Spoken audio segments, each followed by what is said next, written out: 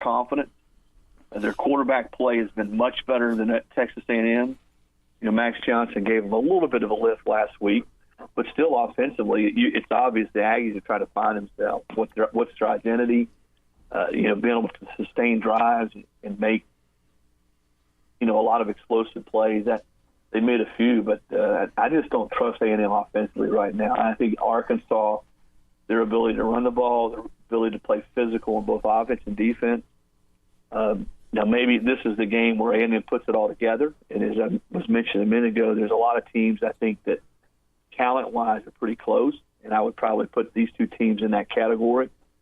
But until I see it, it's hard for me to pick against Arkansas in this game. I just like the way they played and their swagger and confidence. And even though last week they had a tough game against Bobby Petrino and Missouri State, they still managed to make the two plays they needed to make on the long shovel pass and the kick return for a touchdown to win the game. Talking with Chris Lowe right now on the Neighbors Wealth Management Hotline. And, Chris, you can certainly read your latest article on ESPN.com about your conversation with Greg Sankey. What were your big takeaways of sitting down with the commissioner? I think, number one, that he's ready to get this expansion expedited. And now he's not predicting that it will be by 2024, but he feels like that they sort of dragged their feet. And he was ready to do this a year ago. The model that's out there, the proposed model, that they could have done it had you not had all the sort of the bickering and the haggling over this, that, automatic qualifiers, et cetera. When there was the quote-unquote alliance, which no longer is an alliance between the Big 12, or excuse me, the ACC. The shortest alliance in history. And the Big Ten. Yeah, so I think that's the number one thing. He won't say he's hopeful or he's confident that they can get it done in 2024. Certainly they're going to try. There's a lot of moving parts. The calendar, bowls moving, trying to figure out with the networks and not bumping up against the NFL, all those type things. But they're going to sit down and try. So my question, Chris. Yeah, go ahead. My question is, you look at ESPN has the contract, right? Why would they want to bid against themselves? What do they have that would make sense for them to do? You know what I'm saying? They would already have. Yeah, they would already have it. 14. I think the contract goes through the 25 season. So I don't know that that's the only factor. It would be a factor, but it certainly is would be one of the snags. So as well as if you're going to play games on campus sites, you got to make sure that you're able to do that. The calendar allows for that. If you're going to, some of the bowls that are in place that are in place to host some of these games, because remember, all those are already locked in over the next 3 or 4 years. Can you get some of those to move from one year to the next? Can you get them to move their date? The Rose Bowl, for instance. So that's why I say it's not just one factor. It's not just two. There's a couple of them that they've got to work through. But I think the feeling, going back to your initial question, is had they really worked on these things a year ago and worked through some of these factors, they'd probably be a lot closer. Ultimately it's going to expand. It's just a matter of whether it's in 24 or 25 or 26. I think that's the big takeaway. The other one would be that the SEC is fine at staying with 4. Why would they not be? They've won 12 of the last 16 titles. They've had 2 teams playing for the championship in the last 5 years. But Sankey also made it clear that if you're going to make college football truly a national sport, you've probably got to open it up with a wider, broader playoff to invite more teams to the table. Now, that doesn't mean more teams are going to win the title. That doesn't mean you're going to have all of a sudden Pac-12 teams winning it or teams that have really not been a part of that mix. But at least you get more territories, more parts of the country. You make it a broader deal where more parts, more viewers, more fans out west, or to use Greg's terminology, west of the Rockies, are at least interested in college football. Do you think there'll be a Pac-12 in 4 years from now? That's a good question. I don't know. They're going to try to hold on. I think a lot of it depends on what Washington and Oregon do. Can the Big Ten attract them to the Big Ten? Does the Big 12 have the clout to add them? I don't think the Big 12 is just going to sit on its hands. We've already seen that they brought in Cincinnati and UCF and BYU and Houston, and I think they would like to bring in more schools. So we'll see, but it's going to be a struggle. People ask me all the time, which conference has the biggest hill to climb during this changing landscape, or which conference is probably in the most precarious position? I would say probably the Pac-12. I mean, I like the way the Big 12 responded when Texas and OU left the SEC. I think now we try to find out if the Pac-12 can stay together. It felt like, at least to me, Chris, that the biggest obstacle to expansion was the Rose Bowl. I don't know if that's fair or not, but with everything that's gone on during this offseason, it feels like the power that the Rose Bowl had isn't quite there anymore. Is that fair to say? I mean, I think it was one of the factors. And again, I don't think the question now, and I want to be clear on this, is whether there will be expansion. There's going to be expansion.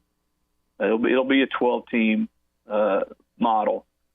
I just don't know if it's going to be ready in time for the 24 season.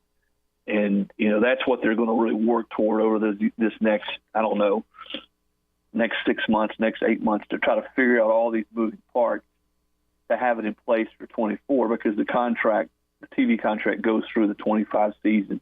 But yes, that was certainly one of the holdups. And again, that's you've seen different, probably 4, 5, or 6 different components out there that these are the main reasons that it won't expand early, or these are the things they've got to work through. I don't know that any of them are greater obstacles than the other. I think they all are to some degree of things that they got to figure out if they're going to expedite this thing. As we hit the first quarter post, there's no question that Alabama and Georgia are already separating themselves. Is Georgia better than you thought they would be as we hit the first quarter post? Yeah, I would say it's Georgia and then Alabama based on what we've seen. Now, all that matters is what it's going to look like come December. But Georgia's been the better team of those two. And they both have played what I would call, pretty decent games. I mean, Oregon was supposed to be really good, and Georgia just decimated them. Alabama had to go to Texas against a Texas team that was ready. It was hot. Crowd was, really into it and eat that one out. But still, anytime you went on the road at Texas, I don't think that's ever anything to sort of, shake your head at. So I just look at the way Georgia across the board has played, having lost so many great players, and there just doesn't seem to be any drop-off at all. You know what the funny thing, too, guys, is all the 5-star players that both of those schools have reeled in the last few years, and make no mistake, I mean, they've recruited at a level that most schools are just completely envious of.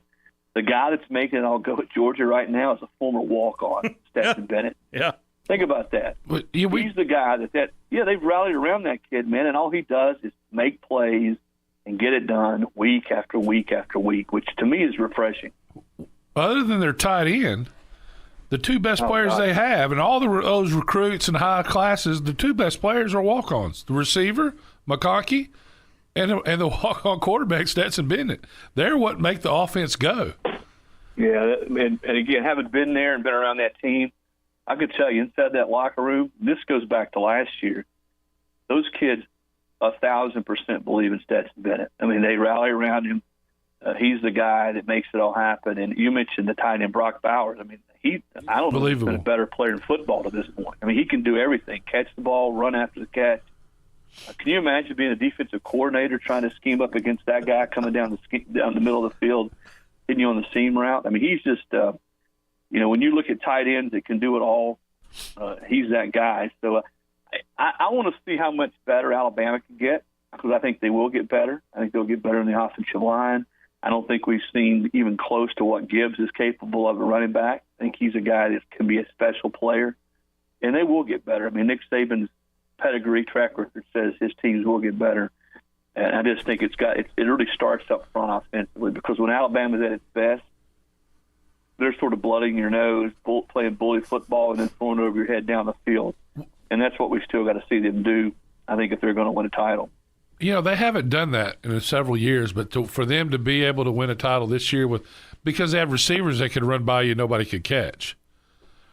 And they don't have that right now, it doesn't seem. Yeah. But no, they were just so blessed at receiver. I think probably all Alabama fans and anybody connected to that program, you look back at those cats, man, Jerry Jeudy and Cooper and Ruggs and Devontae Smith and Waddle. They're all playing in the NFL right now. They're all killing it. Every single one of them. Yeah, Ruggs. And when you're that good at receiver, it makes everything else easy.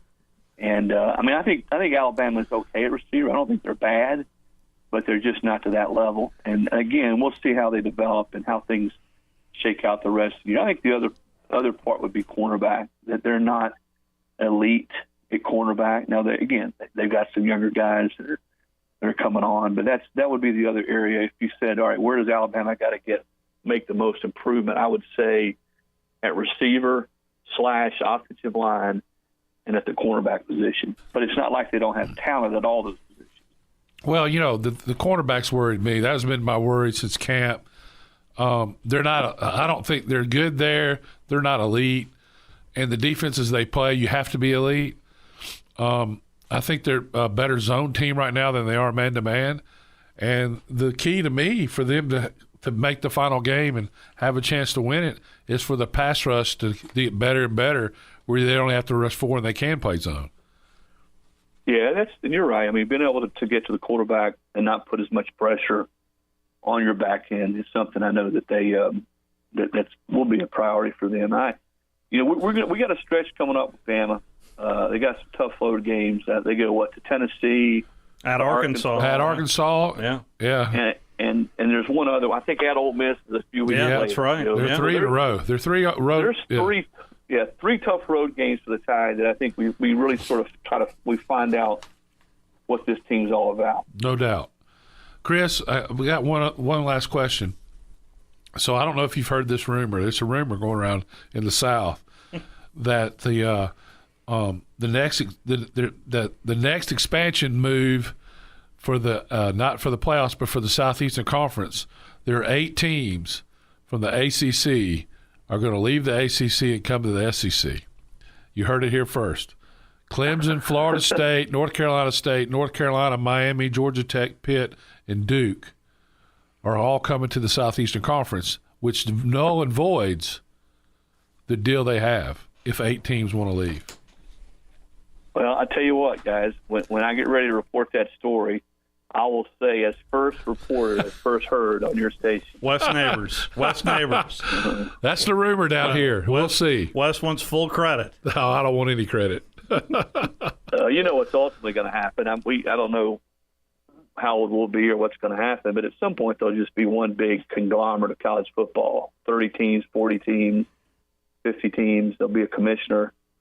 They'll have its own governance, their own player revenue sharing plan, and they'll just play. It'll be basically NFL junior. I don't know if that's 5 years away or 10 years away, but there'll be some type of break where the big boys, the blue bloods of college football are doing their own thing. I just got to think that's coming at some point. Finally, Chris, for me, I'm not trying to break any news for you. I do want to know, is it as much of a mess that you're hearing about down at Auburn as we're hearing here locally in the state of Alabama?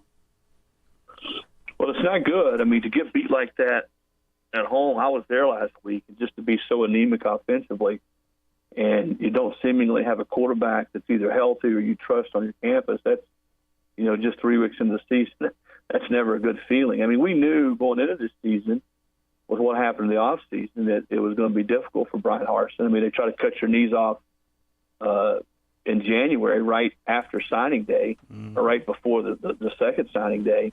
That's never a good thing. And then you play so poorly in your first big game with now Missouri coming to town, which I think we all know that if they don't beat Missouri at home, it's really going to get ugly. So, we'll see. The thing about Auburn last year is they started out pretty well. They actually were playing pretty good football. Yeah. And they blew that lead, that massive lead against Mississippi State, and they never were the same. So, maybe they switch it around. I'll say this. They had 5 games at home to start the season. Missouri's number 4, and you've got LSU. They've got to find a way, if I think they're going to right this ship or have any chance to right this ship, given what comes after that, to win these next 2 games at home. Chris, great stuff. I really appreciate your time, sir, and great insight on ESPN.com right now with the commissioner. Thank you so much for hopping on with us, sir. All right, guys. Take care, okay? That is Chris Lowe joining us. Let's head out to the Neighbors Wealth Management Hotline, talk a little college football with our next guest as Coach Jack Crow, kind enough to join us. How are you, Coach? I'm good. How are you guys? We are doing well. Do you want to start with Auburn or end with Auburn? Your pick. wherever Wes wants to go. I do this to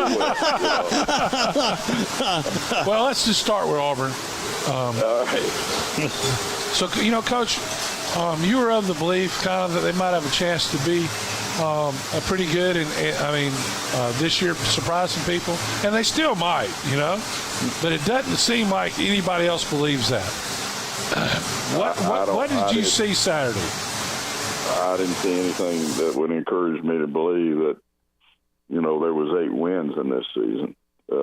That's, where I've sort of thought the line was. So, to me, you watch the game, and they had 4. You can't beat a good team with 4 turnovers. No. But it was a lot more than that, Wes. I think you're being respectful. I'm not sure. There's a lot of ways you can look at the game. One is the big gap in talent. Big gap in talent. The other is the will to win. And I don't know. The fourth quarter to me just, Chris, the scoring margin was, you're building a program. You don't have to have the most talent. And Harsin, he's even, he's put himself in, and said, watch what we do, or however he put it. And, I've been in rebuilding programs, and there was just more, it was just more fight than what, when you're really bringing somebody back, I didn't see the fight. I just, I didn't.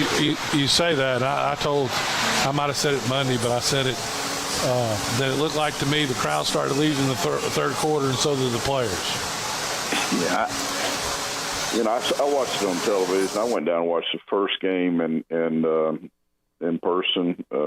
I get invited, to visit from time to time, and I've already accepted an invitation to go down there to the LSU game. And in the first game, the thing that got me is, man, what a great environment. Those fans, those students, that's an electric place. There's not many places where you can go and say these people can do it. The can is there, but you're not going to do it if you don't have talent. You're not going to do it if you don't have a ferocious will to win. And I don't see either one of those things. Yeah. So you look at the third and fourth quarter, they just look like a defeated team. Yeah. As soon as after the touchdown, the first half. Yeah. And I don't know, Wes. I can be really critical because I feel close to that situation down there. I always, I was an Auburn fan before I coached there, but I was an Alabama fan too. Just growing up in this state, but I got more of an opportunity, obviously, to be close to that program and the people that, that have shown me the respect of having coached there, identify with them. And, there's not an Auburn person to watch that game that didn't wake up Monday morning with some pain, I can tell you. But I will say this, Wes. It can get fixed, and it can get fixed quick, and they better find some leadership. And I don't mean head football coach.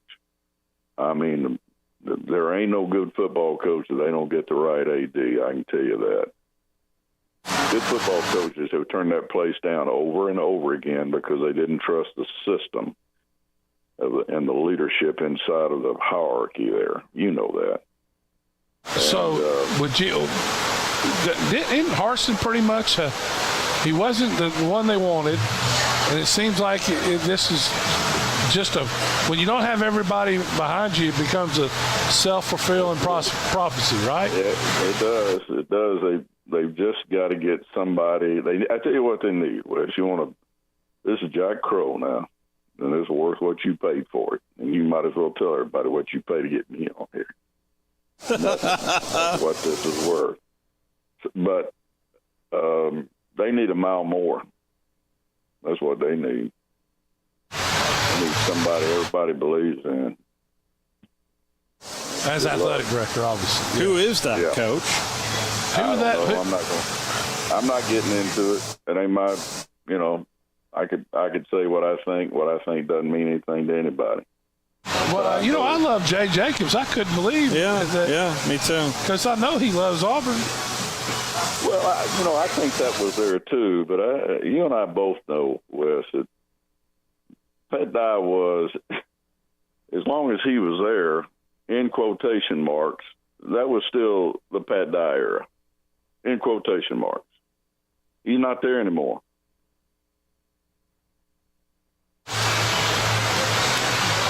So what is Brian Harsin missing?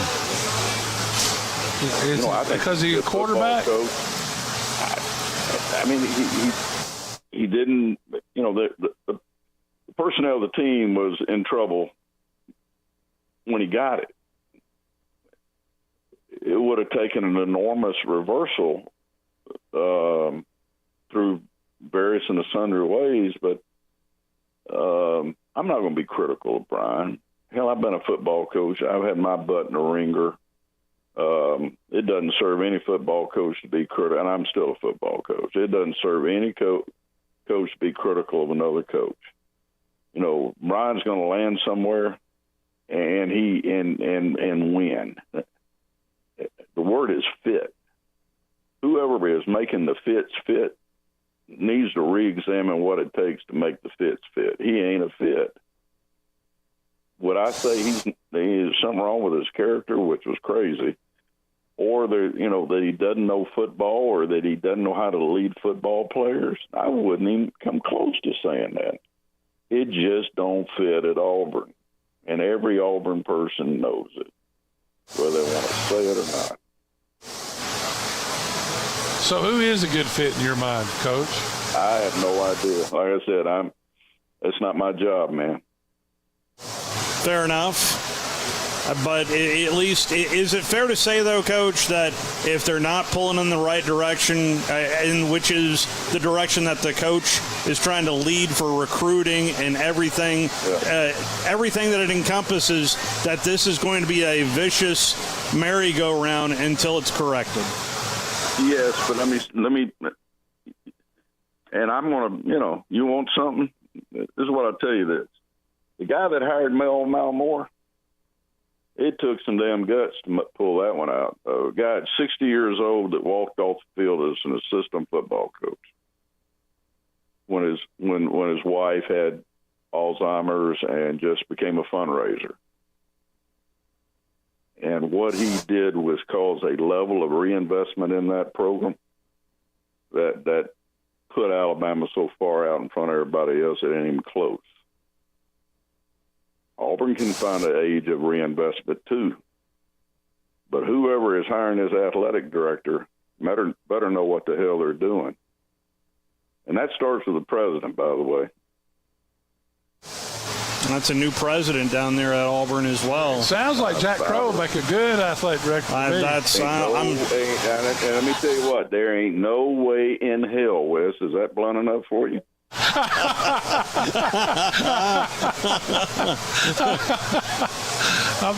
Coach, you telling me if Mama called that you wouldn't answer that phone? It sounded like you left the door open a little bit. No. No way. I'm 74. If I was 60, I'd still be talking about what's next. I got my hands so full what I'm doing, Wes, and love what I'm doing. But I'm standing. I tell you what, being at that game, I felt the rush when that team ran on the field. I felt that stadium because I felt that stadium before. You know what it's like to fill a stadium, Wes. Yeah, oh yeah.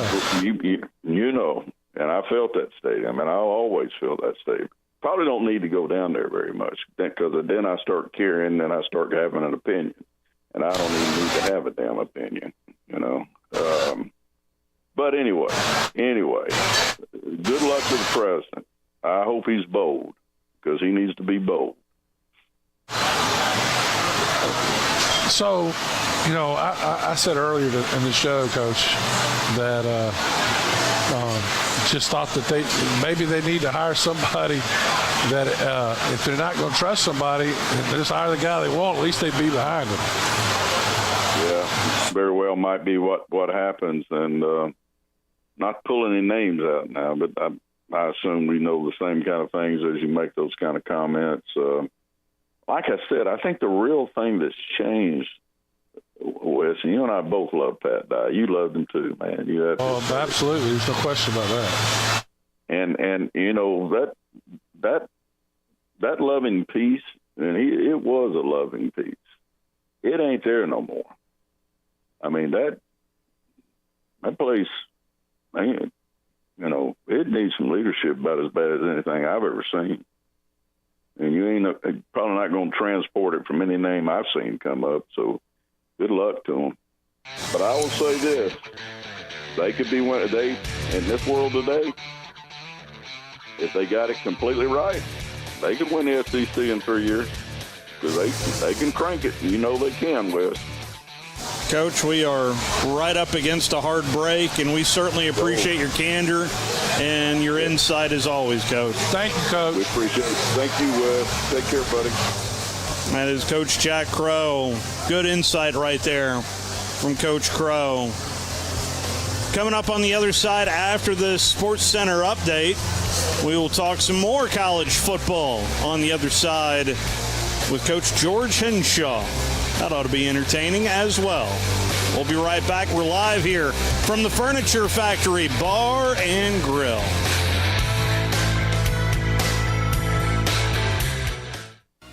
You're listening to The Drive with Wes Neighbors and Steve Moulton on 97.7 ESPN The Zone. Not looking or feeling your best? No energy for the things you like to do? Ready to look and feel younger? Make your appointment at Advanced Life Clinic, one of the region's foremost destinations for patients interested in looking and feeling their best. Specializing in advanced laser treatments and weight loss, male and female rejuvenation to offset the effects of aging, and more. See how Advanced Life Clinic can help you enjoy your life again. Call 256-882-6555 or log on advancedlifeclinic.com. Have you ever turned your back on God? Have you ever absolutely known the right thing to do and just turned around and walked away in disobedience? I know that I have. Aren't we thankful for our great and merciful God who loves us and forgives us and remembers our sin no more? I'm so thankful that His mercies are fresh every day. I need that, and I suspect you do too.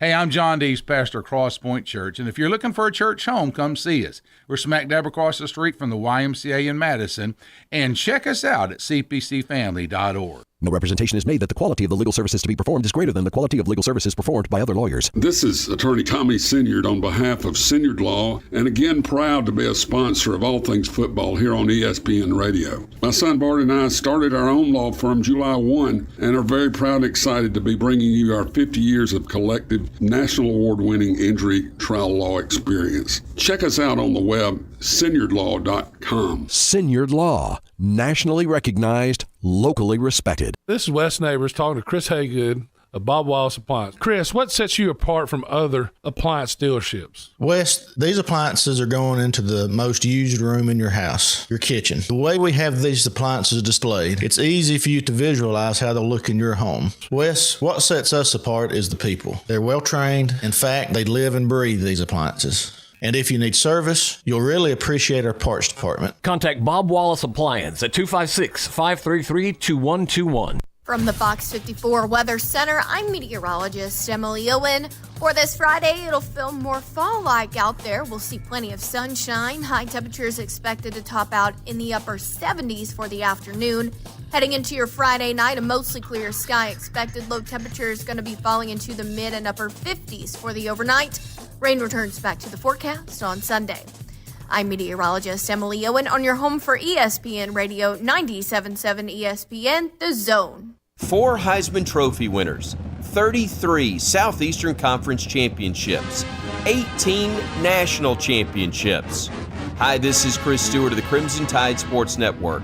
Listen to Alabama football all season long on 97.7 ESPN, The Zone. This is the beginning of a new day. God has given me this day to use as I will. I can waste it, or I can use it for good. Don't ever let somebody tell you you can't do something. Not even me. All right? You got a dream, you got to protect it. People can't do something themselves. They want to tell you you can't do it.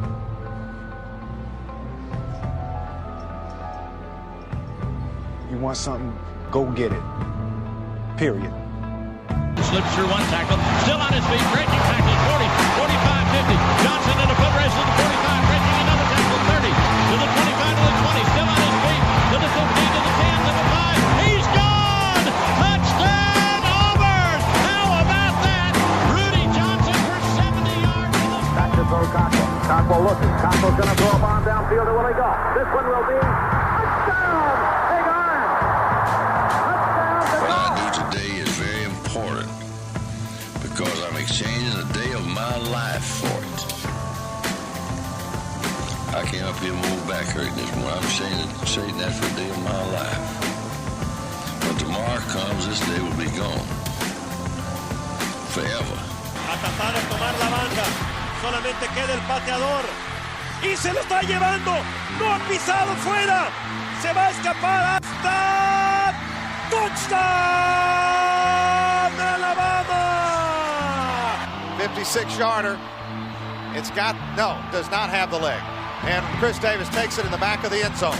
He'll run it out to the 10, 15, 20, 25, 30, 35, 40, 45, 50, 45. There goes Davis. Oh, my God. Davis is going to run it all the way back. Auburn's going to win the football game.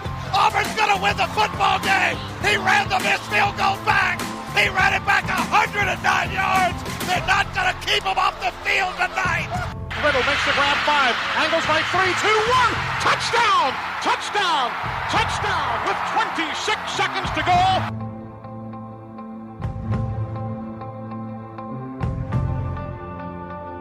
And make his ass quit. I have wrestled with an alligator. I done tussled with a whale. I done handcuffed lightning, throw thunder and rain. That's bad.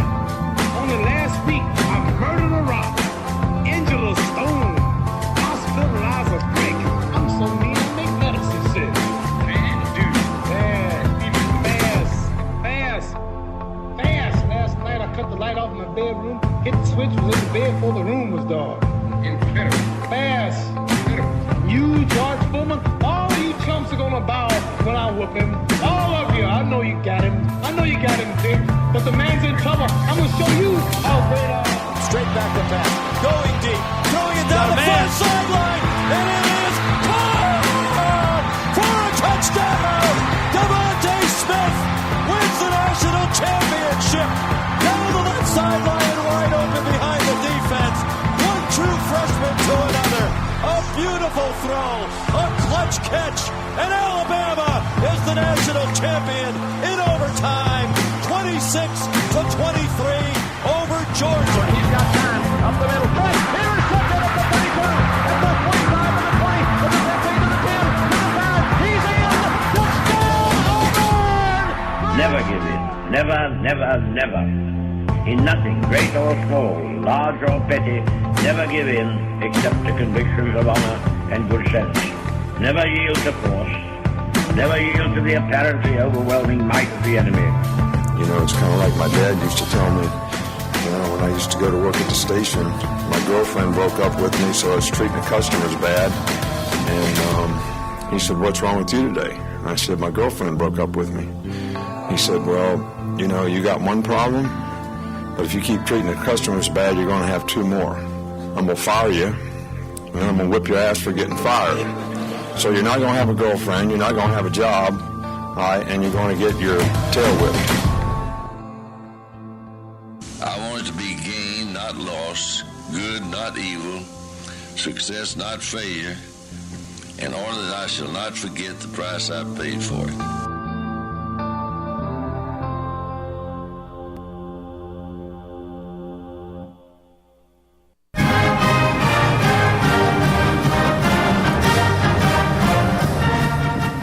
It's time for Buckhorn High School football on 97.7 ESPN The Zone. Bucks football is presented by Hometown Lenders of Hazel Green, local agent Logan Hoffman. The Stultz Group at Amanda Howard Sotheby's International Realty. Bucks football is also brought to you by Buckhorn Youth Sports, Joseph Carter Realty, local agent David Norwood, TOC, the Orthopedic Center, Alpha Insurance, local agent Joe David Cantrell, and by Remax Real Estate, the Sheila Swaim team. Now, let's head to the field. Good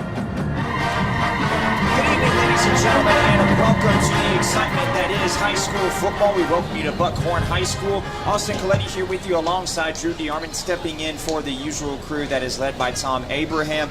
Drew, we have got an out-of-class bout going on, let alone out of region. We've got 6A Buckhorn taking on 5A Guntersville, but kind of this classes don't tell the story of really what's about to go on the field. Guntersville comes in very dominant, and Buckhorn's going to have a tall task in front of them. Yeah, Buckhorn under second-year coach Matt Patterson's rebuilding right now. They're coming off a 5-5 season. They're 1-3. They had a really tough loss a couple weeks ago in the Cotton Classic. Had a big lead over at Hazel Green. Couldn't hold that. But they're certainly looking to try to get better tonight. This Guntersville Wildcat program is one that's tradition-rich. They are the number 4 team in 5A football right now. They're 5-0. Their starting defense has not given up a point this year. So they've really played strong on both sides of the ball. They got a new quarterback, Antonio Spurgeon, who's a senior, who's giving them a dual threat capability. So they do a little bit more quarterback run than they've done in the past. They're a little bit more ground oriented. Though I will say their most dynamic player is the senior Brandon Fusell, who's got a UT Martin offer. Really good two-way guy. It's a rare one for Guntersville. They do mostly two platoon, but he plays wide receiver and safety. Has 4 picks on the year, so looking forward to seeing him. But really, what Buckhorn needs to do is control the clock and not turn it over. They've been, prone to turnovers. They need to protect the football tonight, kind of shorten the game a little bit, get Terrence Robinson going running the football, and then just try to give themselves a chance in the fourth quarter against this Guntersville team. Force Guntersville to make some mistakes tonight. From the home press box. Buckhorn wins the toss. They elect to receive, and they will be running right to left as you listen. And I say running, Drew, because we could be in for a lot of a running clock, and not just because of a blowout or shove a blowout aside. It's because we've got two teams heavily run-oriented tonight. These defenses are really going to be put to the test in terms of their stamina. Well, they are. I mean, Guntersville's definitely going to test the manhood of this Buckhorn front. And Buckhorn's only got 2 seniors on defense, and they're starting 11. They've got some young guys on D. Only got 7 senior starters overall, only 5 on offense. So again, Coach Patterson's trying to get this culture set here. It's a good opportunity to measure yourself. He scheduled this because again, they still are in the playoff hunt in 6A Region 8, even though they're 1-3. So this is going to give you a good idea of what you're going to see down the stretch of the second half of the season. And for Guntersville, I talked to Coach Reese this morning on Talking Ball. He wanted to play a team that maybe do something different. It's the longest road trip of the year. Play a bigger team, bigger classification with some speed, because that's what they'll see in the playoffs if they go ahead and, as we expect, they're a big-time contender. It's really Arab and Guntersville in 5A Region 7. Buckhorn comes into tonight 1-3 overall. They've lost both of their region games to Gadsden City and Hazel Green. Both of those were road games. They won their first game of the year against Madison County, and then lost in week 2 to Helena. This is their first home game since week 2 for the Buckhorn Bucks. Last week was their bye week, and now they have returned home in front of their home faithful to take on a scorching hot Guntersville Wildcat squad, 5-0 overall, including 3-0 in 5A Region 7 play. Opened up the year with a road win at Southside Gas 21-7, and that's been their closest game. Since then, 55-0, 64-0, 40-6, and 62-14. That is the high-powered offense that is coming in to Buckhorn High School tonight. They are led by the 13th-year head coach Lance Fries, who overall is 113-37. Numbers resembling that of a certain man who is the head coach in Tuscaloosa, Alabama. Well, he's now the all-time winningest coach in Guntersville history, passing the great Joe Chorba, and of course they play in Chorba Lee Stadium, and so Coach Reese has been there his entire career. He started in 1991 as an assistant coach. He was the defensive coordinator on their 2006 state title team under Phil Eisen, and he's been the head coach, as you said. This is his 13th season, so he understands the fabric and the culture of Guntersville. They've built a very strong program. This is going to be a great test tonight for the Bucks. Kickoff from left to right, high, end-over-end kick up in the air, and is going to bounce at the 5-yard line, and then finally picked up at the 2 by the return man. To the 20, 25 on the far sideline. He's going to run out of bounds, and they're going to stop him at the 25-yard line. Let's go ahead and give you the Huntsville Hospital starting lineups for Buckhorn on the offensive line. From left to right tackle, Nathan Sale, Brennan Meeks, Ashton Robinson, Raylan Alexander, and Jordan Rice. There will be 4 wideouts in the rotation. Bryce Lowry, Kyler Douglas, Nahil Kuna, and Camden Anderson. A pair of running backs in Terrence Robinson and Shamarian Landrum, and the quarterback, the junior Jack Roop. Out of the pistol, a receiver either side, handoff up the middle. Robinson is going to fall forward, and is going to be tackled by Cal Bearden, one of the top linebackers on this squadron. We're really going to be calling a lot of that linebacking core for this Guntersville defense. Yeah, Havis is their leading tackler. E.J. Havis, number 10, does a great job coming into this. He's their signal caller. But nice run there by Robinson. Pretty good push by the interior of the offensive line. And that's what they need to be, productive on first down. 2 tight ends now motion over to the right side, a receiver either side. Pitch quick right, out to Robinson. Goes to the far sideline. He's tackled at around the 30-yard line. Taking a look here at the Guntersville defense. The defensive line, Cole Bryant, McCormick Langford, and Nick Carfagno. I'm going to have a lot of fun calling that name. 3 linebackers, E.J. Havis, Avery Clifton, and Cal Bearden. On the outside, it's Trayvon Avery and John Michael McMcElrath. The safety, Brandon Fusel, the star that Drew DeArmond told you about. And then the corners, Evan Taylor and Date Pearson. Third and 6, my bad. 3rd and 6, 11:15. The clock is stopped with here in the first quarter. Ball on the 29-yard line, marker to reach the 35. Handoff, off tackle. Here comes the back, and tackled on the near sideline at the 32. That's going to bring up a 4th down. Robinson not allowed going, had to stretch it out. No, Brandon Fusel, who's again their best player, did a nice job of using the sideline as an extra defender and forcing him out of bounds. The play before, E.J. Havis, basically held that to a yard. So the Guntersville Wildcats did a great job the last 2 downs, stringing out Terrence Robinson, and that'll be a punt for the Bucks. The punter is also the quarterback, Jack Roop. Stands at about his 21-yard line and puts a nice high kick. Rotates end over end. And that's going to be a nice flip of the field, and the ball is going to stop at the 21-yard line of Guntersville. And that is where the offense of Guntersville, led by quarterback Antonio Spurgeon with 10 total touchdowns. And Drew, he might be just as good a runner as he is a thrower of the football. Oh, he is. He is the definite dual threat. He's got great capability. And I got to give Roop credit on the directional punt, too, because they got to keep it away from Evan Taylor. He had a couple of punt returns for touchdowns last week, Austin, so they were explosive in the kicking game with Guntersville. So you want to, make them drive the length of the field, make Spurgeon make plays, and it's going to be interesting to see the matchup and how this Buckhorn front 7 tackles tonight. Trips bunch to the right side, and now they just shift the formation everywhere. It's a shotgun, and they're going to have 2x2 receivers. Snap. Handoff to the right side and swarmed by a herd of Bucks. Let's go ahead and give you the defensive starting lineup brought to you by Huntsville Hospital. It's a 3-4 defense for Buckhorn. Defensive line, Sammy Scruggs, Jaden Rice, and Ian Harrell. 2 sophomores and a freshman. The linebackers, Jordan Edwards, Cohen Felter, Harlan Pitts and Andre McGrady. The corners, Barry Pynchon and Alex Gilray. The safeties, Austin Childress and Jordan Curry. The lone two seniors in that backfield are Pynchon and Curry, and that's it for the defense. Quarterback rolls right. Spurgeon completes it to his man on the far sideline and gets the first down. And I believe that was Evan Taylor, his 9th catch of the year. And Drew Guntersville moved the chains in 2 plays. Yeah, they rolled the quarterback out, gave him a nice throwing lane there. Evan Taylor, good route, first down Wildcat. Ball is marked at about the 32-yard line. First down, handoff, trying to split up the middle is the running back, Gamora. And he was able to get maybe 3 or 4 yards. We'll call it 4, got to the 36, 2nd and 6. Yeah, and that was a nice tackle for the Bucks by the 9th grader Ian Harrell as he makes the tackle there. Spurgeon rolls to his right, throws out route on the 40-yard line, right on the numbers, and catch is pulled in by number 9, Cam Logan, and that's going to put him at about 3rd and 2. They're going fast, Wildcats. 2 receivers to the left, 1 to the right, out of the gun. Handoff, Gamora goes off tackle to the left side, makes a juke move, splits up, and gets to the 45, calling the 46-yard line, and yet another first down for the Wildcats. Yeah, first down. Cohen Felder, the safety, makes the tackle there, but some good push by the right side of that, the left side of that offensive line for the Wildcats. Julian Jordan has now checked in as the running back. They give it to him. He sprints to the left side in between the left tackle and guard. Brought down at midfield and just across the Buckhorn side of the field. That'll bring up about 2nd and 5.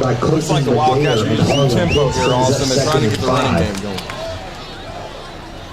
They've already moved the chains twice. Spurgeon rolls to his right, and he's going to take the short pass. The pass is complete. Oh, and a nice hit as coming out of bounds, taking that lick, Evan Taylor. But yet again, another first down on my unofficial count, 3rd of the drive. For a Wildcat first down. Yeah, it's a 3rd first down, no doubt about that. The Wildcats are getting into a rhythm. This tempo is giving Buckhorn some issues. And now they're going to go on a quick pitch to the right side. That's Julian Jordan who's got it. He's going to get to the outside, and he's got a lane trying to break free, and finally wrangling him down in the backfield. That is Austin Childress, a touchdown-saving tackle as this one gets to the 20-yard line. That's the biggest play Guntersville's had all night. It really is. And Jordan is a sophomore, so he's got some explosive ability. Trips to the right side, 1 low man to the left. They hand it off up the middle, goes Jordan, and now he's going to burst down to the right side. Escapes, he's got a blocker. 10, 5, and shoved out of bounds at about the 2-yard line. Another save, but yet another big run. Julian Jordan looks immaculate right now. Got the edge right there. Really nice bounce, and then once again, not allowing Buckhorn to substitute. Guntersville going fast. And Julian Jordan is going to jog off, and that's at least going to give a little bit of breathing time for Buckhorn. Spurgeon takes a snap up the middle. They go. Gamora. Signal. Touchdown. 8:21 to go in the first quarter, and Guntersville, their offense that averages nearly 49 points per game, has put up a touchdown within the first 4 minutes. Yeah, that was just some brute physicality there. That running game for Guntersville that I told you was so potent. They were able to, hit a couple of throws, a couple of quick outs, but really it was mostly up-tempo in the running game. And CJ Gamora, the senior, cashes it in from 2 yards out. The Wildcats lead 6-0. Extra point set to be put by, it appears, number 28, Carter Britt. No, my apologies, that's 88, Diego Lugo. Approaches, puts the foot into it, end over end, and the kick is good. 8:21 to go in the first quarter. Guntersville up 7-0 over Buckhorn on the road on 97.7 ESPN The Zone. In sports, every point counts. And at Alpha Insurance, we know when it comes to your budget, every dollar counts. That's why we work to get you the lowest rates and best discounts available. Plus, every Alpha policy comes with personal service from our hometown team. So call Alpha to start saving today. In Huntsville, call me, Joe David Cantrell, at 256-859-9408. Again, that's 256-859-9408. Call Alpha. WZZN, Union Grove, Huntsville, Alabama. Your home of the Crimson Tide Sports Network. Back at Buckhorn High School, 8:21 to go in the first quarter, and Guntersville had no trouble whatsoever, Drew. Their running offense looked like a well-oiled machine. It certainly did, and the tempo really helped. He got the running game going. 7-0 Guntersville. Now let's see what Buckhorn can do. They had a quick 3 and out last time. Need to answer here. Lugo puts the foot into this one, and it's going to be taken by the return man, number 5, Austin Childress, out to the 20-yard line, and finally is wrangled up and is still going to go forward, using some strength, and is going to get to around the 23-yard line, and that's going to set up shop for the Buckhorn offense, led by their offensive coordinator, Jordan Boatwright. They certainly want a better result than the 3 and out like last time. Yeah, they did. E.J. Davis and crew were in on that tackle and the special teams, so Buckhorn needs to sustain something here, keep the ball away from Guntersville, because you saw how potent that offense is. They certainly have changed QBs, have more of a dual threat with Spurgeon, but they're a well-oiled machine, as you said, Austin. Jack Roop comes out with his running back. Right behind him, Terrence Robinson. Short snap, shotgun, handoff up the gut. Robinson sprints to the left side, nearly has a gap, and he's going to be brought down for a gain of 2.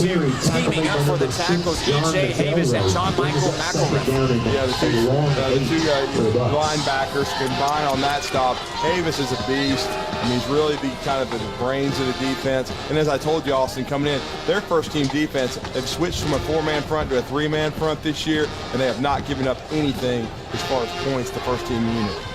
Out of the shotgun, stack twins to the right side. Play action, slant on the left side, and just underthrown to the receiver, number 15, Camden Anderson. And that's going to bring up a 3rd and 8, not the type of third down situation you want. No, it's not. They need those throws, those RPOs, they need to make them count to move the chains, because now Guntersville has you where they want you. 3rd and 8, they can pin their ears back, because this is probably going to have to be a throw here. Could be something quick. Get it out of the quarterback's hands, but still, this is not the ideal situation for the Bucs. 3rd and 8 on their own 25, rolling right.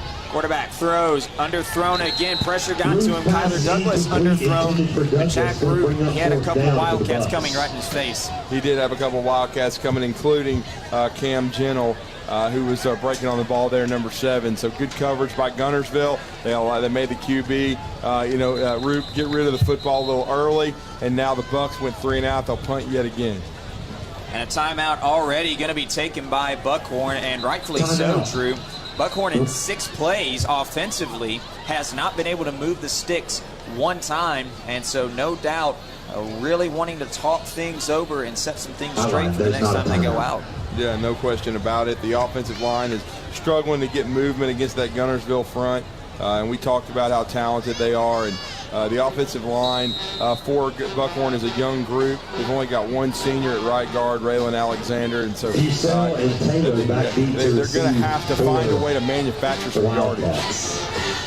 And Jack Root did not get all of this punt at all. Shanks it to this near sideline in front of us. And they're finally going to mark it off. Well, they're still stepping. He's inside the 45. And they're going to mark it at the 40-yard line in a short field to work with for Guntersville, who drove down 79 yards last drive with really no resistance at all. Well, they did not, face a 3rd and long at all.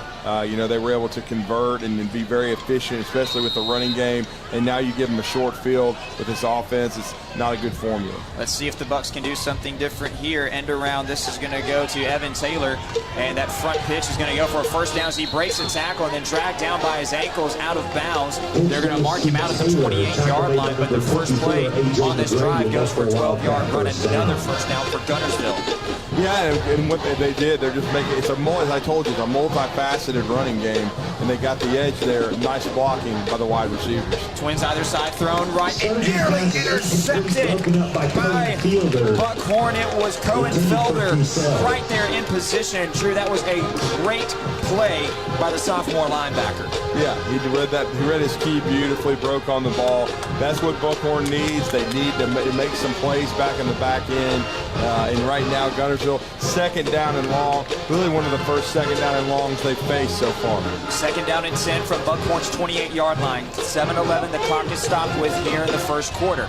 Spurgeon takes the snap. Handoff, Gamora, whistle stops play. A late flag comes in.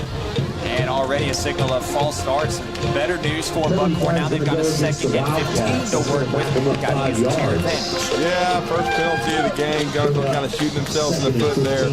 But Gamora really hit that hole hard. The thing with Buckhorn they struggled with a little bit is tackling in the first 4 games. It's going to be at a premium tonight because this is a Gunnersville team that's a hard nose. They've got speed everywhere. And so you can't give them extra yards by missing tackles. It looked like they had Evan Taylor hemmed in, but he broke a tackle and got a first down. Clock ticks under 7 minutes to go. Trips come to the right side for the quarterback, Antonio Spurgeon. And to his right lines up C.J. Gamora, the senior running back, who takes this carry up the middle. No, it's going to be Spurgeon keeping it himself. Sprints to the right side and is going to dive down at the 20-yard line. They will mark him, call it the 21. But that makes this third down much more manageable. The marker reaches the 18-yard line. Really nice ball handling there by Spurgeon, too, because it looked like Gamora had the football. He was able to get the edge on the zone read. And as you said, set Gunnersville up with what they'd like. 3rd down and 2. Bucks need to stand on their head here.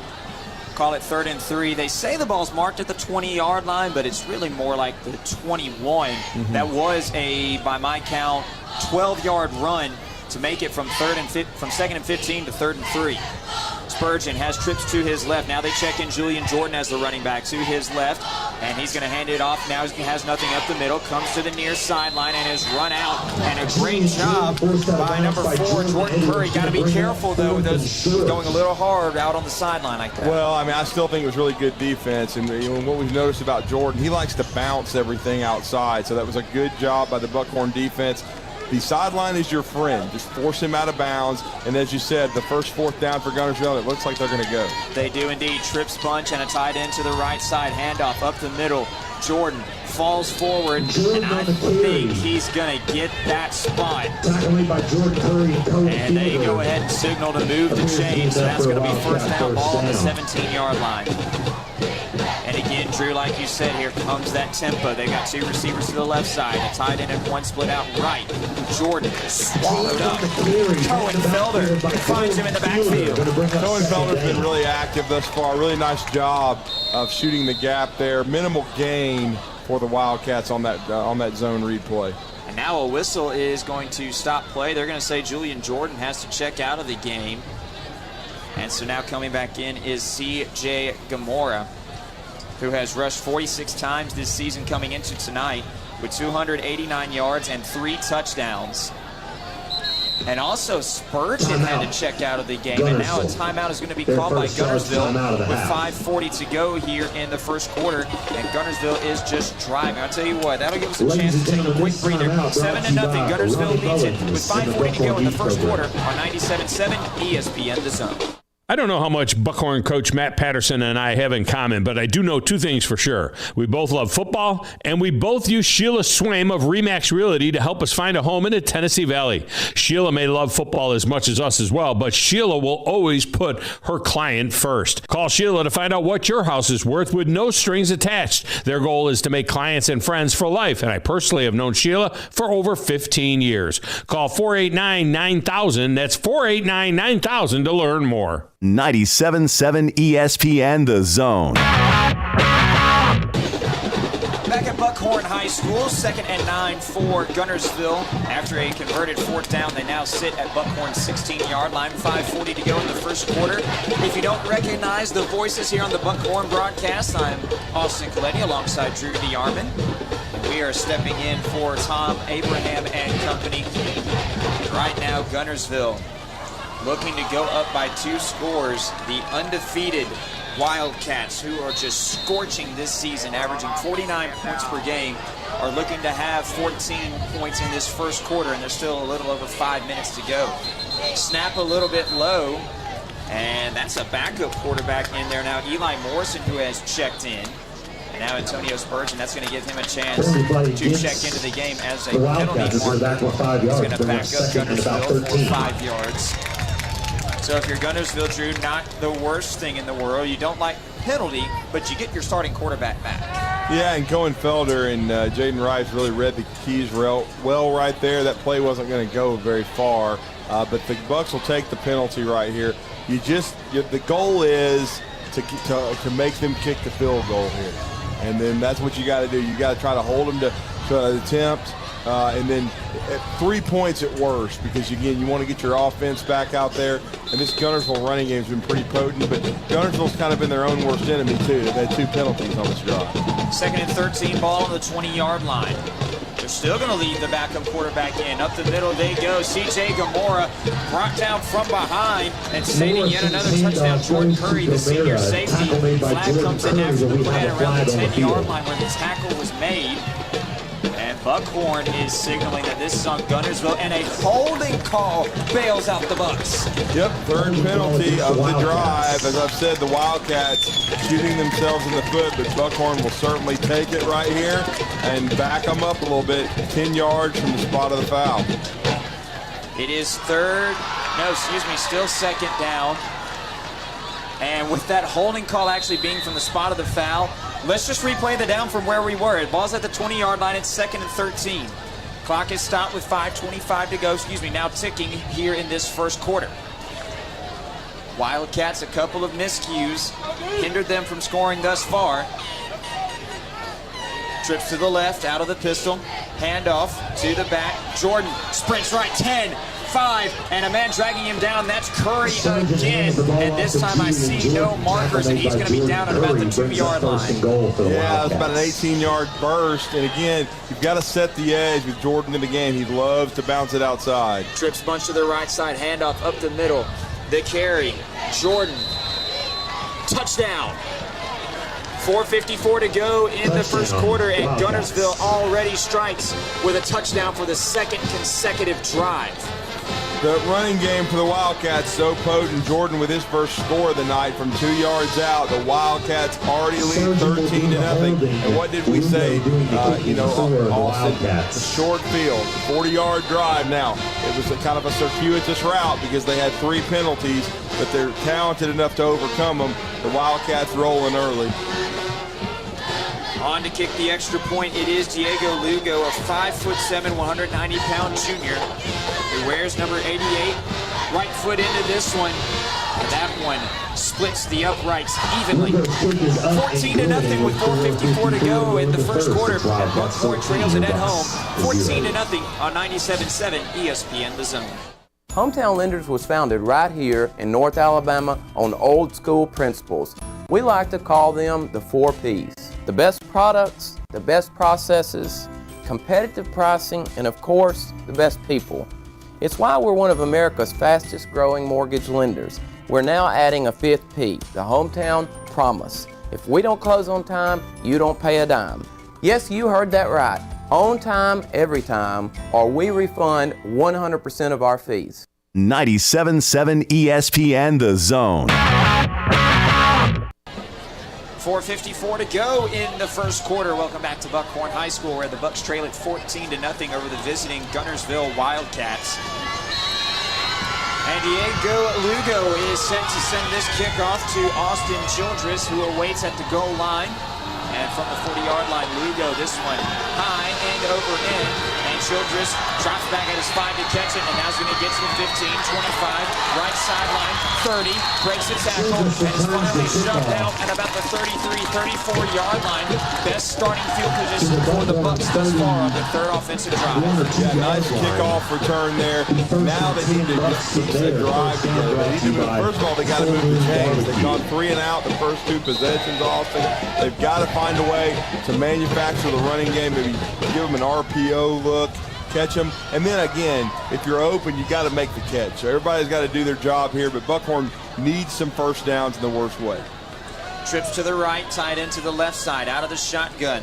The snap, Root hands it off, no keeping it himself. That's actually Terrence Robinson, who I should mention is listed as the backup quarterback, and he's going to take that one on a direct snap for a gain of 1 to the 33. Yeah, they bring him in to give a zone read type look. He did some damage against Hazel Green a couple of weeks ago at the quarterback position, but he's a dynamic runner, Terrence Robinson. And Shamarian Landrum is going to line up as the running back to his left. Twins on either side. He looks to the near sideline, does Robinson for the signals. Now shouts them out to his receivers on the right side. Landrum switched to the right, here we go. Rolling right, Robinson throws on the sideline, pass is caught, Bryce Lowry. And there it is, the Bucks move the chains for the first time tonight. Really nice throw out of the pocket right there by Terrence Robinson, and that's exactly what the Bucks need. First down, Buckhorn. And the ball is going to be marked at the 47-yard line. That was a gain of about 14 yards. First and 10, clock ticking with 3:51 to go in the first quarter.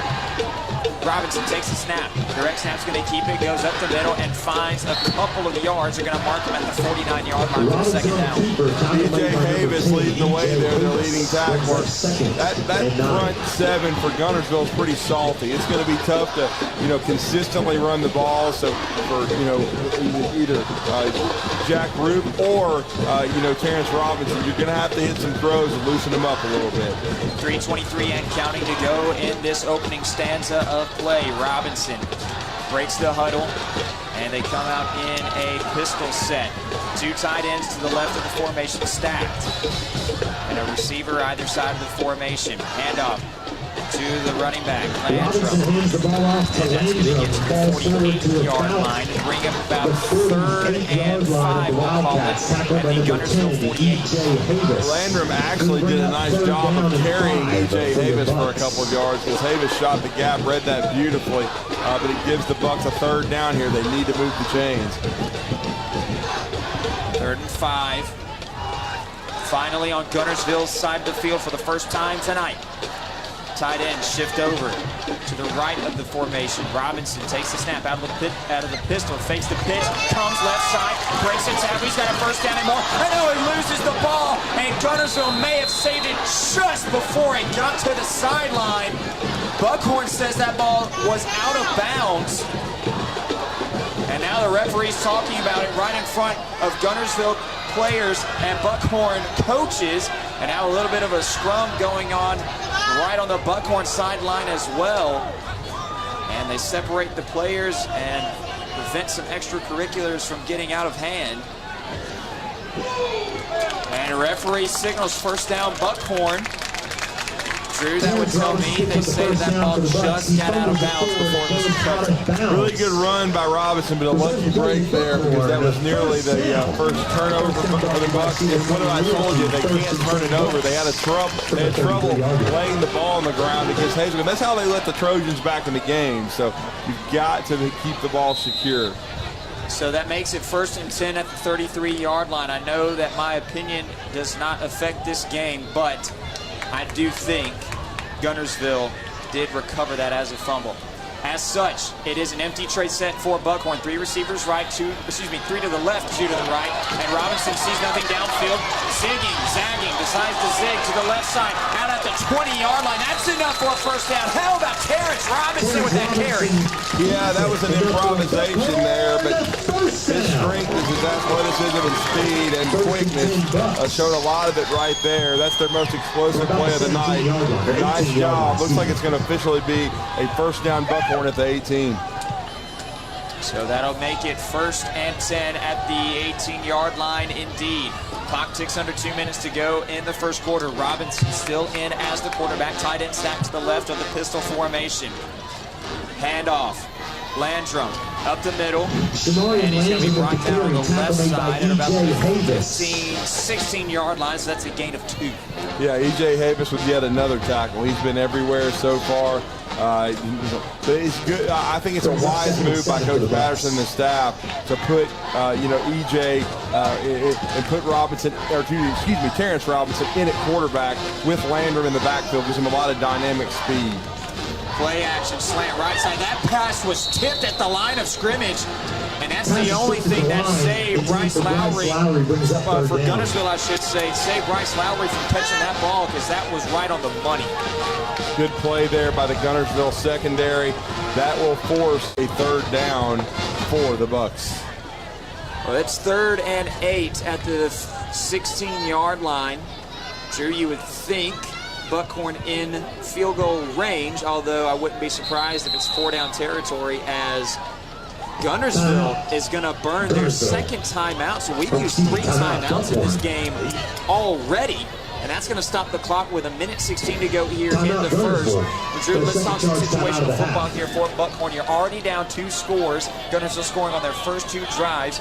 Again, you're in field goal range, but is this a case where you take the points or it's 4 downs? No, it's 4 downs. You're already down 2 scores. What you need to be attacking this as is, what you need to do on this play is gain 4 or more. Certainly you want to move the chains, but if you don't, you need a 4th and 3 or less. You need to make this 4th and manageable, and right now it's 3rd down and 7, so anything but a negative play right here for the Bucks. They need to set themselves up and give themselves a chance in either a play or 2 to move the chains and have a chance to score a touchdown. Terrence Robinson has led this drive and has done so beautifully.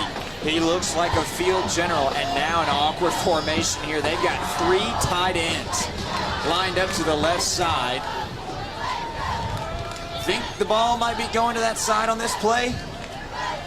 We're going to find out. 3rd and 8 on the 16-yard line. Play clock starts. Robinson surveys. Now motions his running back to the right side, Landrum, and that was about to be a fake and a go, and now a penalty marker comes in. And not what the Bucks needed. That's a false start to back them up to 5 yards. Yeah, it just seemed like something was a little amiss when they came out of the the timeout there. It was taking a while to get the ball snapped. A false start, not good for the Bucks here. That sets up a behind the chains 3rd down, which is not what they want. So 3rd and 12. And ball on the 21-yard line. 3rd and 13. Robinson takes the snap, trips to his right. That's where he rolls. Looking downfield, throws to the sideline, and nearly intercepted. Dangerous territory. As waiting for that one, E.J. Havis, who's already got 2 picks on the year. Drew, he was very close to his 3rd. Yeah, really, he's been everywhere. He's been the best player on the field defensively. For Gunnersville, as we said, coming in, he's the leading tackler, so to be expected for the junior. But right there, a good block on the picking up the blitz there by Landry to give his quarterback a chance to get to the edge, but good coverage by that Wildcat secondary, and now we got a field goal attempt here. And coming on to take this one is 31, the junior Van Reed. He's made his 1 prior attempt this season. And this is going to be about a 38-yarder from the near hash mark, and it is blocked! And sprinting off the right edge, Hunter Taylor, the senior defensive back, comes up and makes a huge play, and Gunnersville holds Buckhorn scoreless with 1:04 to go in the first. Really good play in the kicking game there by Gunnersville. Really good speed off the edge.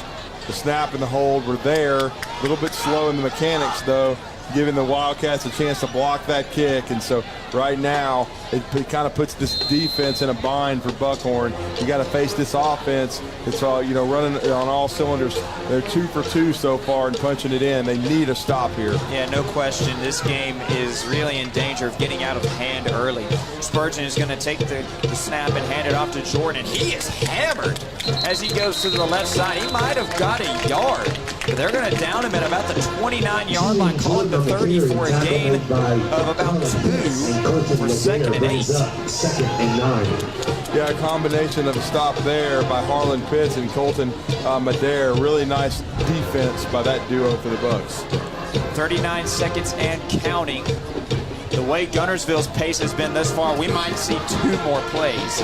At the same time, wouldn't be surprised if they decide to drain the clock.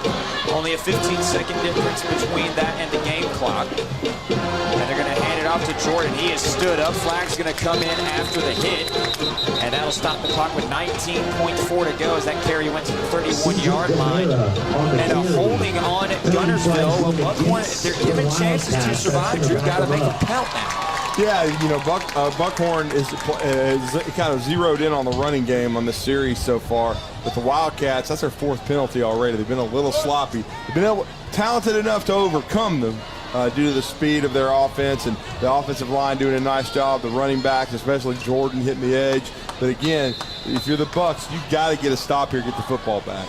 And certainly a mistake like you say they can overcome now, but come November, not going to want to be repeating those same mistakes. No, you got to clean that up. But again, if you're Buckhorn right now, you needed that break, and now you've got 2nd down and long, so you need to go to work.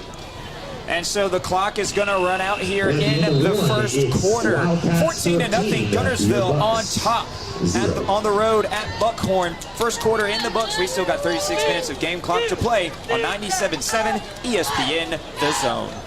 Hey everybody, this is Adam Stoltz. I'm Ashley Kelsey. Tyler Benson. I'm Brandon Brown. And we are the Stoltz Group. We are a full-service real estate team here in Huntsville, Alabama with Amanda Howard Sotheby's International Realty. So whether you're looking to buy or sell a home or relocate, we'd love the chance to work with you. Feel free to call us anytime at 256-799-9033, or you can visit our website at stoltzgroup.com. And again, our phone number is 256-799-9033.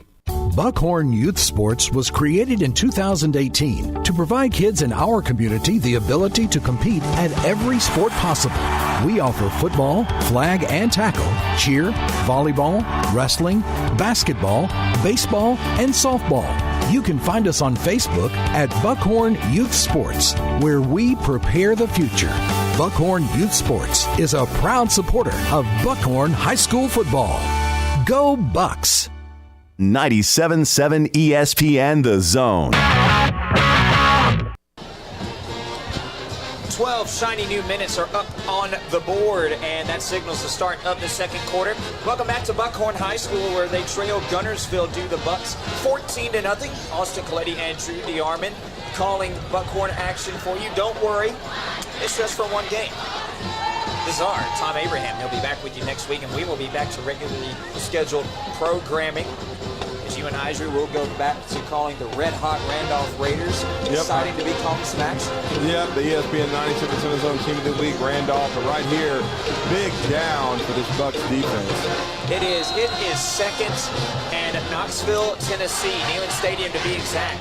The handoff, C.J. Gamora sprints and avoids an ankle tackle and finally wrapped up. The first man to get there is number 4, Jordan Curry, and then allows some more teammates to get there and wrap him up at about the 25-yard line. That's going to make it 3rd and 14 with the marker to reach the 39-yard line. So this is an opportunity for this Bucks defense, this defensive line, these linebackers to go to work here. But, of course, we've said this Guntersville team a little bit different this year. They don't throw the football quite as much. We haven't seen Brandon Fusell, their best player outside, touch the football yet.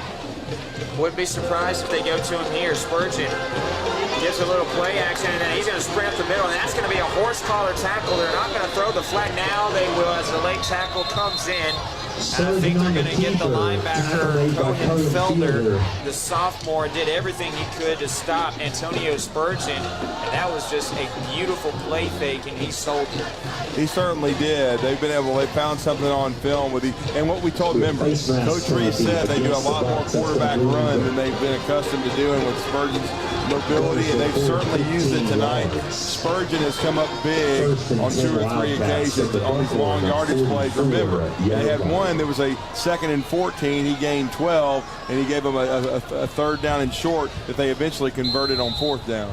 That personal foul really hurts Buckhorn because now the ball is on their side of the 50 at the 44-yard line. Out of the gun, trips right, does Spurgeon in the formation, hands it off up the middle. C.J. Gamora just pounds his shoulder pass right into the defensive line. The penalty marker comes in after the play. Referee starting to be a little bit more liberal.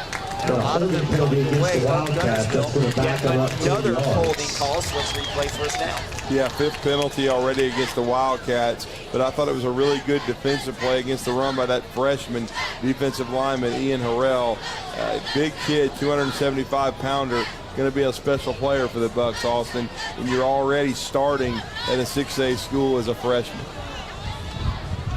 Yeah, you take a look at this Bucks roster, a number of juniors. You got 3 sophomores and a couple freshmen starting in there as well. There's a lot of young talent on this Bucks roster. It's just going to need time to develop. 1st and 21 at the 45-yard line of Guntersville. Backed up on their side of the 50, Gamora is going to burst ahead for about a 4-yard gain. Dropped down at the 49-yard line. 1 yard away from midfield, and so that's going to make it 2nd down. Yeah, the Bucks, number 30 on the tackle, Sammy Scruggs, sophomore defensive lineman. So a lot of good young talent on this Bucks defense. And now they're going to jump out and shift to a shotgun formation. And there's some of that youth showing itself right there as jumping offside is Colton Madare. And that's a senior, actually, and that formation, Drew, we've seen them run that where they come up close and then they shift out. This time it got the Bucks jumping. Second and 11 for the Wildcats. Yeah, you don't want to have the mental error because you can't help this Wildcat offense because they are very, very efficient. They've shown the ability to make explosive runs so far. Antonio Spurgeon's been really tough, as has Jordan. And then Madera is kind of the hammer, so to speak. 2-by-2, the receivers come, rolling right out of the shotgun. Now Spurgeon under pressure from behind, and he's going to escape. Gets out of a hand that was on his jersey, and he actually gets inside of those chains. So that's going to make it third down and much more manageable than it was 2 plays prior. And now they're going no huddle, ball on the 44-yard line of Buckhorn. There's again that quick shift, and it nearly got Madare again. He stayed onside. 2-by-2, the receivers come. Left side, Spurgeon rolls the throw, and it is caught. And now on the near sideline, wrangling him down is Cohen Felder. Ball is on the 28-yard line for the time being. There is a penalty marker in the defensive backfield of Buckhorn. Let's await the signal of what this is. Really nice throw there by Spurgeon. Big play by Date Peterson, the junior for the Wildcats. Would move the chains, but let's check the flag. It is a defensive holding on Buckhorn, so if that play wasn't enough, Buckhorn is marked for a penalty, and it appears Guntersville is just going to decline, rightfully so. So that'll make it first down at the 28-yard line. Hey, across the way, let's move those chains and let's play some football. There we go. Signal got across the way. Referee signals that the penalty was declined. Here we go. 2 receivers and an offset tight end to the right side, up the middle, handoff to Jordan. Grabbed from behind by the linebacker, number 46, Kalen Roney. A sophomore is going to come in and bring him down. And so that'll bring up 2nd and 8 after a gain of 2. Still some tempo here by the Wildcats. They've gone with it all night. Now rolling right. Spurgeon has a little bit more time throwing on the far sideline, and there he is. There's your guy, Fusel, that you have been calling for. Brandon Fusel, 12 catches, 238 yards on those catches, and he's also got 14 touchdowns. He's the prime target offensively on throwing plays. Yeah, you knew they would get the ball to Fusel eventually. He's a playmaker. He moves the chains.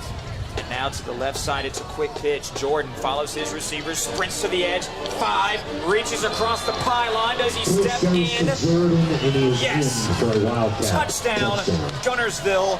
3 drives, 3 scores, and an extra point away from making this 21-0 at Buckhorn with 8:51 to go in the first half. He's just galloping, Jordan is. He was able to get that edge. Looks like Reggie Bush in that 5 jersey from back in the day. A dynamic running back, as we said, a young player that you're going to have to watch. Julian Jordan, just a sophomore for this Wildcat team. 3 possessions, 3 scores for Guntersville. Really good offensive execution. Even with their penalties, they've been able to overcome it with some explosive runs. Extra point from Lugo on the way. High enough. Looks good. Is good. 8:51 to go in the second quarter, and Guntersville just surging right through the Buckhorn defense. 21-0 your score on 97.7 ESPN The Zone. David Norwood with Joseph Carter Realty in Jasper, Alabama is a top-selling agent for Smith Lake. David is a retired high school football coach who will win for you with all your real estate needs. So if you're looking for a property in the Smith Lake area, give David a call at 205-529-2920 or visit josephcarterrealty.com. David is a proud supporter of Buckhorn football, so give him a call today, again at 205-529-2920. 97.7 ESPN The Zone. 8:51 to go here in the first half of play, and Buckhorn starting to let this one slip away. 21-0 is Guntersville's advantage here. The 5A Region 7 visitors against the 6A Region 8 home squad. Guntersville just looks like they will not be stopped tonight. They've scored 3 times on as many drives. And Lugo, a hoops kick that's going to bounce at the 17-yard line. And it is fumbled. And now Guntersville also diving for it, and Guntersville is already signaling that they've got it. As if it couldn't get any worse. Guntersville's going to recover it, and that is a miscue that's really going to hurt Buckhorn. Yeah, number 17, Street Smith. He's just a freshman quarterback. He recovers it on the kickoff team for Guntersville. First down Wildcats, and boy, if you're in a 21-0 hole against this football team, that is a mistake you can't make if you're the Bucks. Tough break for Buckhorn, and now you give this Wildcat offense, as we said, Jordan already with 2 touchdown runs in this game, and the senior Gomera also has one. So this running game is really getting going for Guntersville, and right now this could not be going any better if you're a Wildcat fan, because we said at the end of the pregame, Buckhorn need to shorten the game, move the chains, possess the football, and not fumble and not turn the ball over. They had a near turnover on a fumble early. We're very fortunate to retain possession. Terrence Robinson got a first down. Not as fortunate there, and now the Wildcats are going to take over with a short field. Yeah, that ball is marked at about the 29-yard line, and Guntersville has proven they've got no trouble whatsoever moving however long the field necessary. And so with 8:45 to go in the second quarter, they look to make this one a 4-score game. Here comes that short formation, and they're going to quickly shuffle out of it. Twins right, twins left. Spurgeon with Gomorrah to his left. Hands it off, up the middle he goes. Tackled out of his ankles. He's going to fall forward for about a good 5. Yeah, Harlan Pitts with another tackle. He's been really active on that front 7, the linebacker for the Bucks. But again, Gomera up the middle, testing the interior of that defense for a short gain of about 3 yards for the Wildcats. And again, I think the Wildcats right now are in 4-down mode. I know they have a good kicker. He's done a nice job tonight, but the Wildcats have got a lot of rhythm on offense right now. Going to make it 2nd and 7. Ball on the 26-yard line. Gomorrah up the middle, breaking some tackles, and is going to fall forward after he is wrapped up. And that's actually going to be close to the marker at the 19-yard line. Let's see what they signal. It's at least third and short, if not a first down. Looks like it's 3rd down, Austin. Just short. And now the referee's going to take a timeout to measure this one. It's very close, as you said. It is. I mean, from my vantage point, it is in between that 20 and 19-yard line, which is right around where you're going to need to. They looked and saw it was first down. 19 yards to go. Gomorrah off tackle, right side, breaks a pair of tackles, and still galloping, and is going to get inside the 5-yard line. My goodness, through these 2 running backs, and Gomorrah and Jordan, they have been spectacular so far. Well, it's like thunder and lightning. Lightning is Jordan, but the thunder and the power is Gomera. And Gomera is going to go again, ducks his head, tips over those shoulder pads. And I think they're going to down him at the 1-yard line, so 2nd and goal. 42 Harrell brings up 2nd down. 42 Harrell on the tackle for Buckhorn. Good surge there by the D-line of Buckhorn. But right now, I expect Guntersville to kind of line up right here and bloody your nose. Looks like they're bringing in some extra personnel, maybe a heavy set here to try to get this 4th touchdown on the board. 7:13 and counting to go in the second quarter. Guntersville 1 yard away from making this a 4-score game. They lead it 21-0 so far.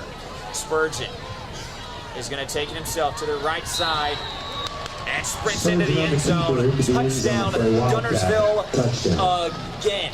And they showed a different formation there. E.J. Havis lined up at tailback with some extra tight ends, but that was just all wall dressing for Spurgeon to get his first touchdown on a quarterback run. 1 yard out, touchdown Wildcats, and they are rolling. Buckhorn has had no answers so far for not only the run game, but the tempo, the pace at which Guntersville runs this offense. They look like a well-oiled machine. They have had no trouble whatsoever with the exception of the penalties, and they've overcome them. Clock stopped with 6:58 to go in the second quarter. Extra point on the way, and it is good. 28-0 to go in the 28-0 is your score in the second quarter. And with 6:58 to go, Buckhorn has got a lot of work to do. Need to do it quickly on 97.7 ESPN The Zone. In sports, every point counts.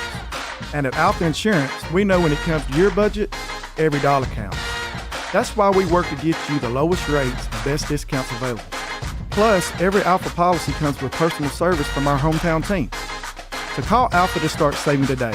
In Huntsville, call me, Joe David Cantrell, at 256-859-9408. Again, that's 256-859-9408. Call Alpha. 97.7 ESPN The Zone. 6:58 to go in the first half. Guntersville up 28-0 on the road as Diego Lugo is going to put the foot to this one, and this one, a line drive to the 2-yard line. And now Childress is going to bring it to the right side, to the 15, to the 20, stiff arms a man, to the 25, leaps over another man, and gets to the 27-yard line where the Bucks have set up shop down 4 scores. Yeah, the Bucks have got to get something going. You know, that's very disappointing when, the previous drive, their last offensive drive, really they had something going with Terrence Robinson at quarterback, Landrum in the backfield. They get in the red zone and then have to settle for the field goal attempt. It gets blocked. Need something positive. We were about at the halfway point nearly of the second quarter. Need to move the football here. 6:50 to go in the second quarter. Twins to the left, out of the pistol. Robinson fumbles the snap, still holds on to it, gets past the 30, down at about the 36-yard line.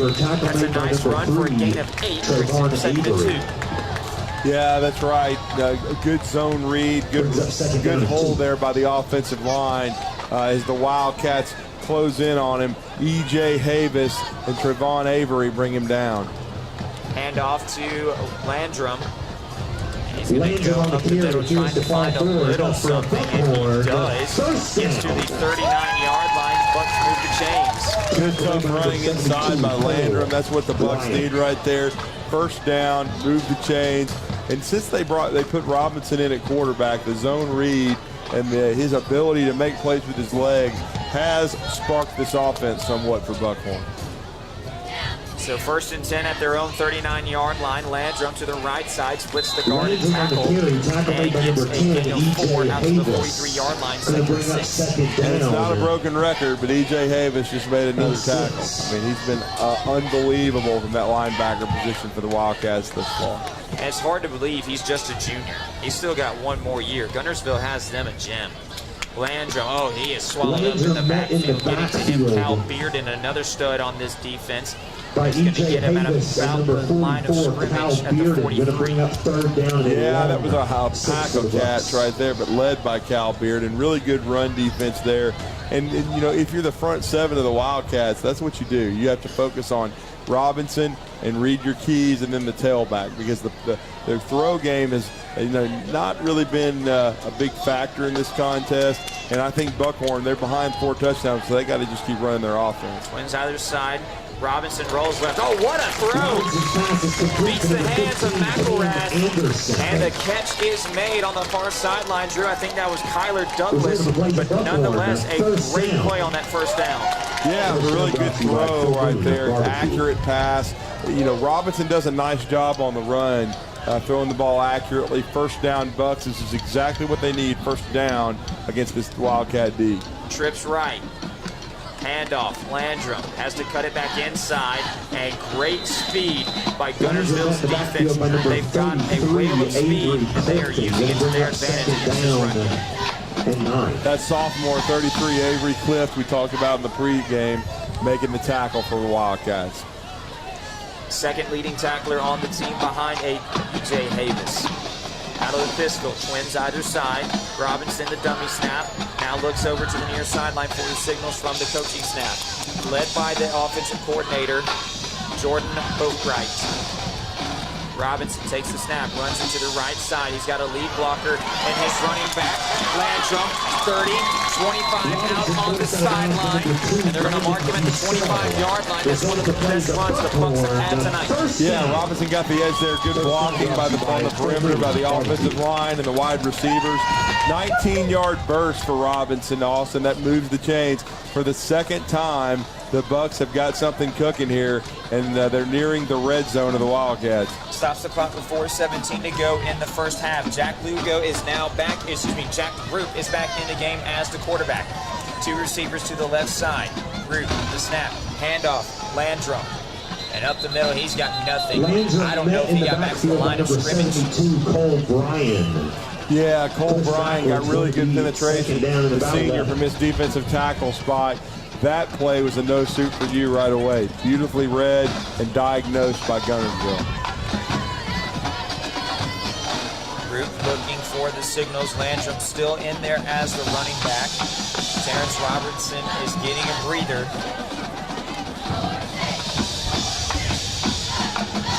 Now they line up in the formation and offset tight end to the left side, as well as stacked twins to the far side on the far hash. And up the middle, Landrum makes a couple guys miss. 15, 10, another man, 5, into the end zone. Touchdown, Buckhorn! Landrum from 25 yards out. That's the best execution of the night. Boy, you could have driven a hole through the interior of the defensive line right there. Really nice job of blocking up front by that Bucko line. And Landrum knows what to do. Jukes the defender, gets into the end zone from 25 yards out. Huge touchdown for the Bucks. They needed that. On to take the extra point, 31, the junior Van Reed, 10 for 12 on extra points this year.